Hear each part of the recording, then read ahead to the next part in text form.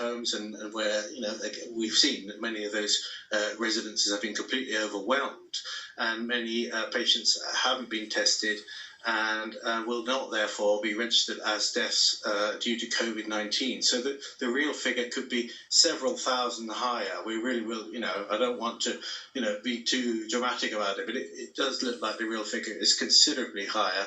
And what's also clearly the case is that there are many hundreds of thousands of positives out in Spain that we just don't know. The government hasn't been able to distribute yet a lot of rapid test kits to screen groups around the country to really find out the extent of infection.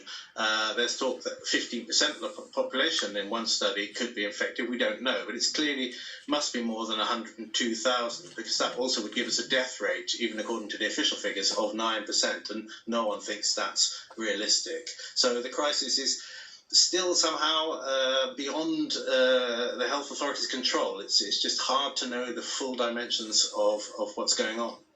It's a desperate picture, and are there any signs of hope to come? Of course, in the UK, we heard yesterday about green shoots. The government's advisors were talking about as in a flattening of the curve, and the prospect that after we get over the apex of the curve, things might get a little better. Is the same glimmer of hope apparent in Spain?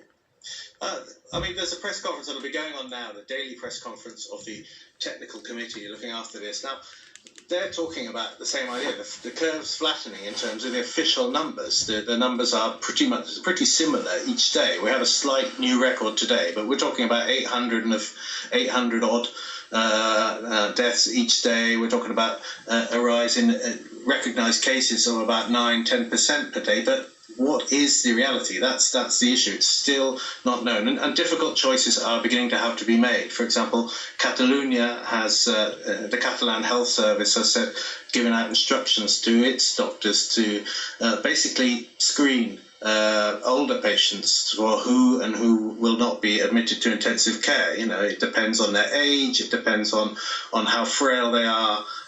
So resources are absolutely stretched to a limit, and there is a sense that the crisis, the amount of infections is so great that it's hard to really say where the peak is. It feels like it's coming, but when will that be? It's impossible to say, and the lockdown measures, of course, could be here to stay for a long time. And one last question, James, on personal protection equipment, because we've heard a lot about that in Spain, as in the UK and so many other countries. Are they getting on top of that problem? I think that is they're beginning to get on top of that now through a mixture of